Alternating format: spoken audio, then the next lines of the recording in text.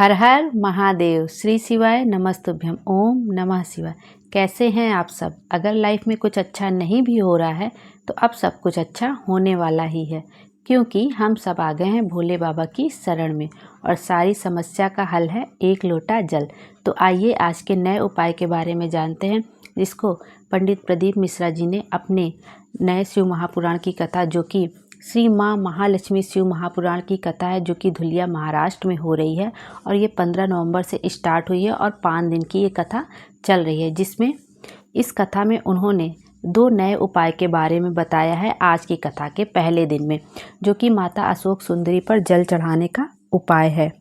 तो उन्होंने ये बताया है इस कथा में कि अगर आप माता अशोक सुंदरी के ऊपर जल चढ़ाते हैं तो अगर आपकी कोई मनोकामना बहुत दिन से पूरी नहीं हुई हो रही है और कोई काम आपका अटका हुआ है, पैसों की तंगी है, कोई आपसे पैसा ले लिया है, आपका पैसा वापस नहीं कर रहा है, आपका पैसा कहीं पे फंसा हुआ है, कोई काम अटका हुआ है, सफलता नहीं मिल रही है, नौकरी नहीं मिल रही है, तरक्की नहीं हो रही है और धन की कोई समस्या है, तो उसके लिए अशोक सुंदरी माता के ऊपर जल चढ़ाने का उन्होंने 2 नया उपाय बताया। और यदि आज की कथा आपने पूरी नहीं सुन पाई है या किसी कारणवश आप कथा सुनना से चूक गए हैं, तो आप इस छोटी सी वीडियो में इस कथा का थोड़ा सा रसतत्व तो ग्रहण कर सकते हैं। तो आइए आज के उपाय के बारे में भी जान लेते हैं और आज की कथा में जो जो मेन बातें गुरुजी ने बताई हैं उसको भी हम लोग थोड़ा सा जान लेते हैं।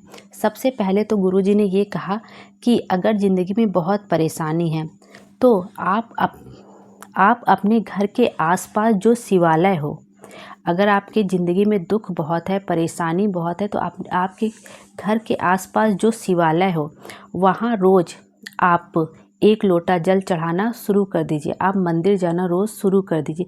धीरे धीरे आप देखेंगे कि आपकी परेशानियाँ दूर होने लगेंगी। भोले बाबा आपका हाथ पकड़ के आपको हर समस्या से उबार देंगे ही, क्योंकि सारी समस्या का हल है 1 लोटा जल।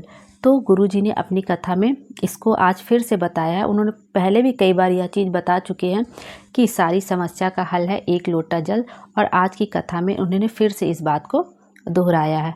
और एक पत्र आया था जिसको गुरुजी ने बताया कि एक माँ ने अपने बच्चे को जन्म दिया, तो डॉक्टर ने जवाब दे दिया उस माँ को कि बच्चे के जन्म होने के बाद उनकी पत्नी सिर्फ आधे घंटे तक ही जीवित रह पाएंगी, क्योंकि उनको बहुत कोई गंभीर बीमारी हो गई है जिसकी वजह से उनका बचना संभव नहीं है।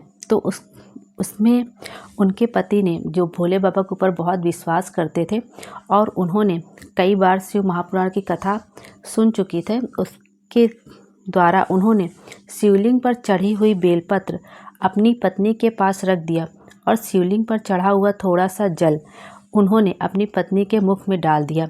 और उन्होंने ये बताया कि जब मैंने सच्चे दिल से यह उपाय किया तो आज मेरी पत्नी और बच्चे दोनों ठीक है और हम लोग इस कथा पंडाल में भोले बाबा को धन्यवाद कहने आए हैं। तो ये एक पत्र था जिसमें गुरुजी ने यह बात बताई है कैसे भोले बाबा की वजह से उपचार हुआ। और गुरुजी ने दूसरी जो सबसे अच्छी बात एक यह बताई कि कश्ती और हस्ती का पता तूफानों में ही पता चलता है। उन्होंने बताया कि कोरोना के समय, जब कोरोना लगा हुआ था, उस काल में कितने बड़ी बड़ी हस्तियां थी। कुछ लोग तो मदद के लिए आगे आए और कुछ अपना बैंक बैलेंस लेकर घर में ही पड़े रहे और भगवान को प्यारे हो गए। उन्होंने ऐसी बात भी अपनी कथा में बताई। और उन्होंने एक बात बहुत अच्छी यह भी बताई कि वह कहते हैं कि पहले हम कहा करते थे कि आपकी मनोकामना 3 महीने में पूरी हो जाएगी, लेकिन अब हम कहते हैं कि आपकी मनोकामना 1.5 महीने में ही पूरी हो जाएगी। यदि आपकी आस्था अटूट है, आपका पूर्ण श्रद्धा है भोले बाबा पर, तो आपकी मनोकामना 3 महीने क्या 1.5 महीने में ही पूरी हो जाएगी, यदि आप सच्चे दिल से भोले बाबा का नाम ले रहे हैं। एक बात उन्होंने यह भी अपनी कथा में बताई।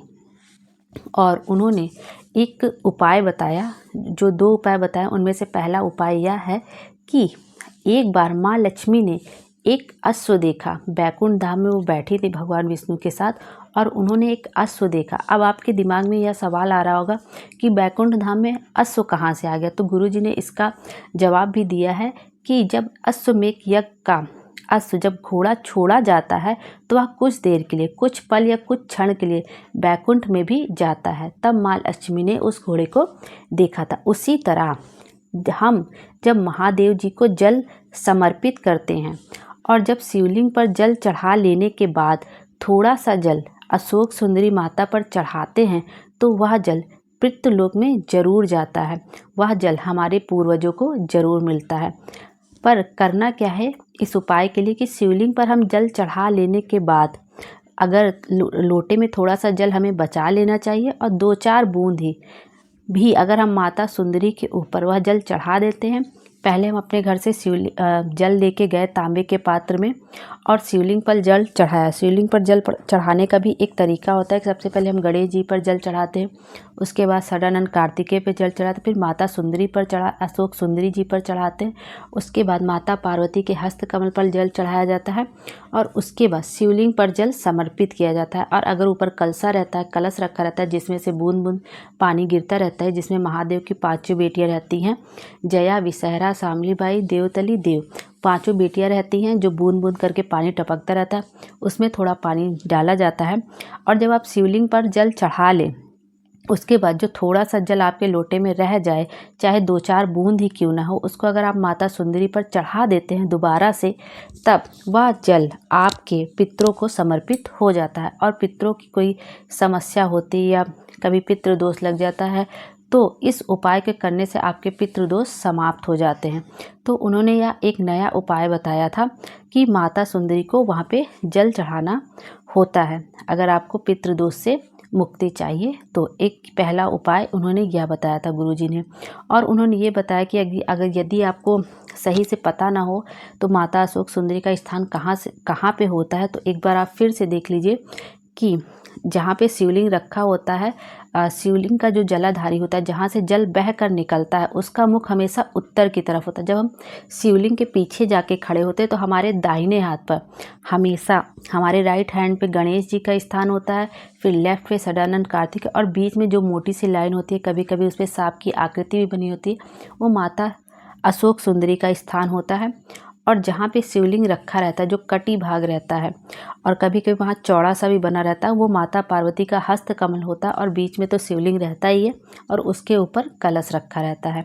तो इसलिए उस तरह से उन्होंने माता अशोक सुंदरी के स्थान को फिर से अपनी कथा में बताया था। तो ये हो गया पहला उपाय पितृदोष से मुक्ति के लिए।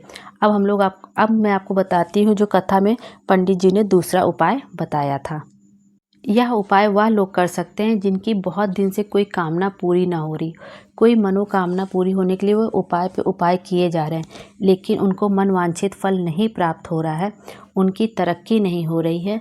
तो उन्हें शिवलिंग पर 5 जगह पर जल चढ़ाना होता है, तब उनकी मनोकामना अवश्य ही पूरी हो जाएगी। किसी का पैसा अटका हुआ है, कार्य अटका हुआ है, कोई कार्य वो कर रहे हैं लेकिन उसमें बार बार व्यवधान आ जा रहा है, पैसा वापस नहीं, किसी ने उनका पैसा ले लिया लेकिन कोई पैसा वापस नहीं कर रहा है, कोई कामना पूर्ण ही नहीं रही, तो 5 जगह पर जल चढ़ाना शुरू कर दीजिए, आपको मनवांछित फल अवश्य मिलेगा।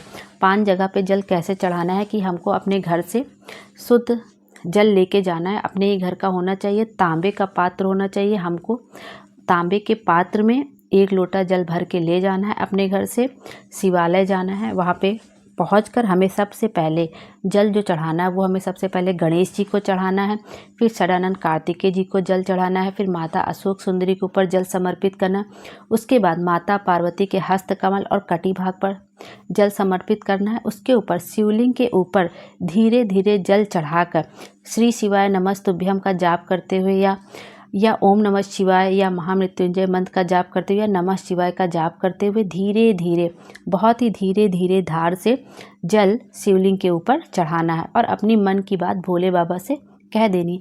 एक बात यह भी ध्यान रखिएगा आप जल चढ़ाते हुए कि जो आप कलश लेके जाते हैं वो कलश भगवान को लगना नहीं चाहिए। ऐसा नहीं हो कि आप इतना तेज़ से कलश इतने नीचे से करिए कि भगवान को ही लग जाए, शिवलिंग के ऊपर ही कलश टच हो जाए, तो कलश भगवान को लगना नहीं चाहिए। ये कई बार गुरुजी ने अपनी कथा में बता चुके हैं कि कलश भगवान को नहीं लगना चाहिए। और धार इतनी तेज़ नहीं होनी चाहिए कि छींटे आपके ऊपर तक आएँ। आप यह भी ध्यान रखिएगा कि जब भी कलश से आप जल चढ़ाइए तो छींटे आपके ऊपर ना आए, शिवलिंग तक आए वो चलेगा, माता पार्वती के हस्त कमल तक आए वो भी चलेगा, लेकिन ये ना हो कि इतनी ऊपर से आप धार छोड़िए कि हर जगह छींटे पड़ रहे हैं। तो इन 2 बातों का विशेष ध्यान रखिएगा जल चढ़ाते हुए। और जल चढ़ाइए, एकदम धीरे धार में जल चढ़ाइए। अपनी मन की बात आप भोले बाबा से कह के चले आइए। आपकी मनोकामना 3-3.5 महीने में ज़रूर पूरी हो जाएगी। आप यह उपाय किसी भी दिन कर सकते हैं और कभी भी कर सकते हैं। इस उपाय को आप करके देखिए, आपकी मनोकामना ज़रूर पूरी होगी। श्री शिवाय नमस्तुभ्यम। हर हर महादेव। तो ये आज की कथा थी जिसमें पंडित जी ने ये 2 नए उपाय बताए थे और आज की कथा समाप्त हो जाती है। कल की कथा में हम लोग देखते हैं कि पंडित जी क्या विशेष बातें बताते हैं और कौन से नए उपाय बताते हैं। यदि मुझसे उपाय बताने में कोई भूल चूक हो गई हो तो मुझे क्षमा कर दीजिएगा। श्री शिवाय नमस्तुभ्यम। हर हर महादेव। भोले बाबा हम सबकी मनोकामना पूरी करें। धन्यवाद।